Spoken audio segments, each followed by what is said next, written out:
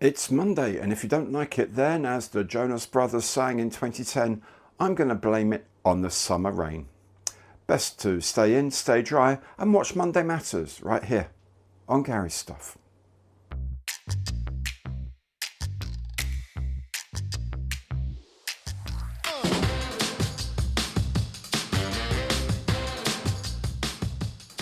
Hi there, I'm Gary. Welcome to my channel and welcome back if you've visited before. Today indeed is Monday Matters. Now, as has become a habit, I'll be looking at what caught my eye this week in the world of model making.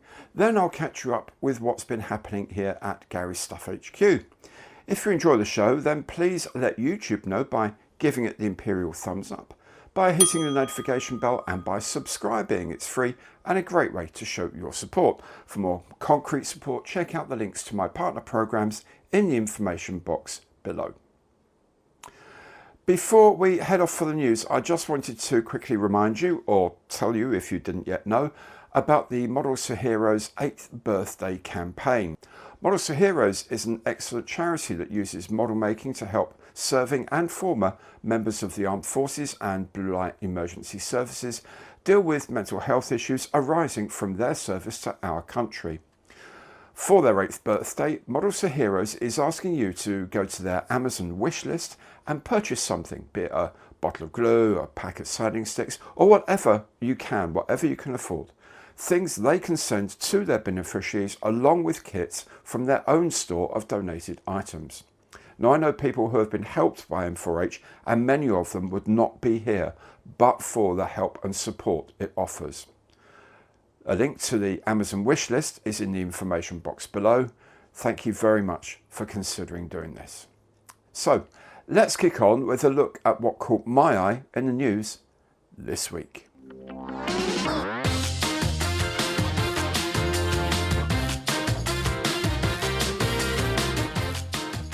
So I guess the big thing, at first anyway, was the much trailed announcement by Airfix of an amazing secret new product revealed at the Royal International Air Tattoo, which turned out to be a rebox of the admittedly very good 1/24 scale Spitfire Mark 9C, but this time with added beer barrels.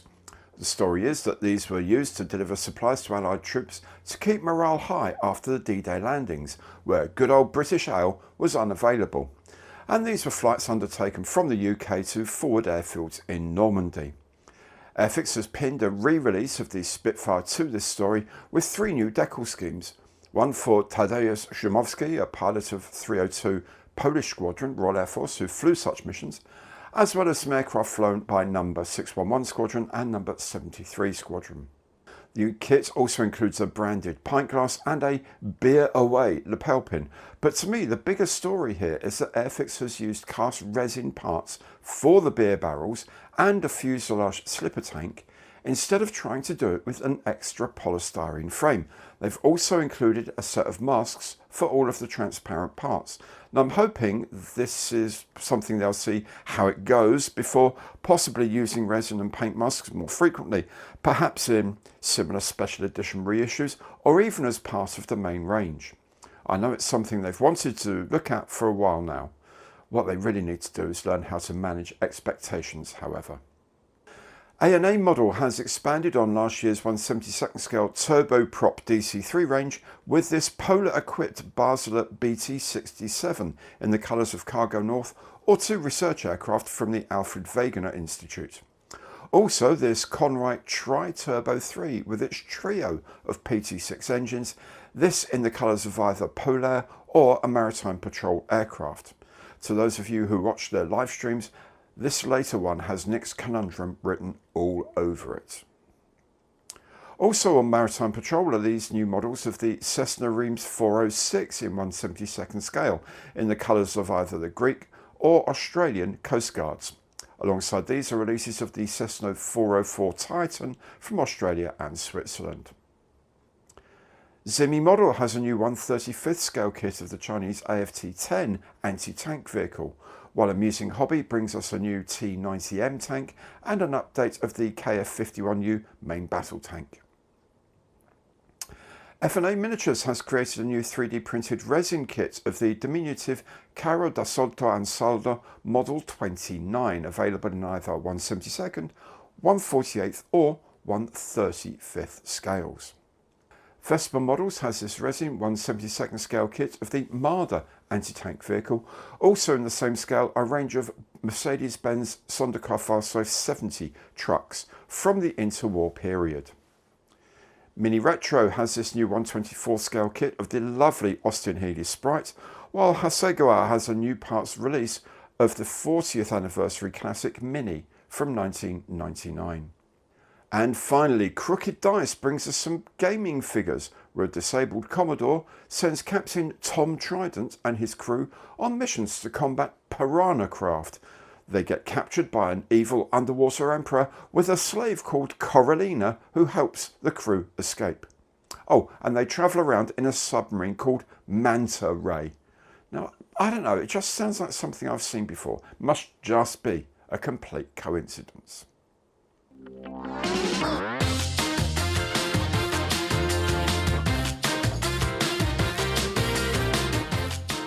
Over here at HQ, it's been a busy old week. Early on, I published a build of the 5th of Simon John's Matchbox Challenge kits, the 1/72nd scale Handley Page Halifax. This was the 5th kit he sent me and has taken a very long time to build, as it got caught up in the move from my old bedroom office to the north wing. Anyway, completed now, and I enjoyed bringing it over the finish line with some new aftermarket decals. Judging by the response to the video, you like Matchbox builds, so I'll crack on with some more. I've done 7 now, and there are a further 6 to make at the moment, with Simon planning on sending more soon. I'm working on the 1/32nd scale Sea Venom, but I may slip in 1 or 2 others to keep things moving on. I also published a video looking at the Airfix Folland Nat in 1/48 scale. That's going to be built soon, and I've also published my first review of the new Kaleido acrylic paint range for a gallery, made for airbrushing but that handle very much like lacquers. Check out the video for more information.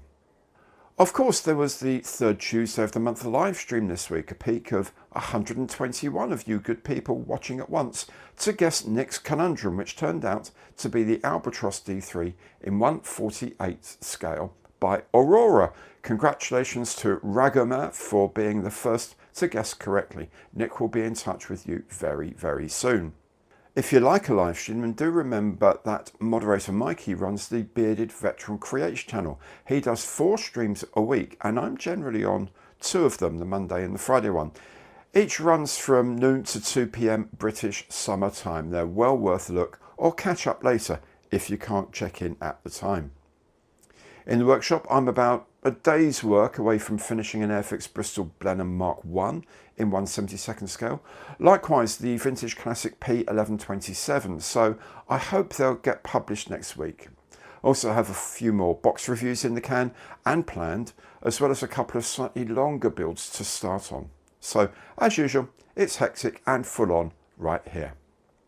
So that's it for this week. I hope you enjoyed the show. If you did, please do let YouTube know by giving it the old Imperial thumbs up, hitting the notification bell and subscribing to the channel. Thank you so much for watching today. Hope to see you again here soon. Take good care now, and goodbye.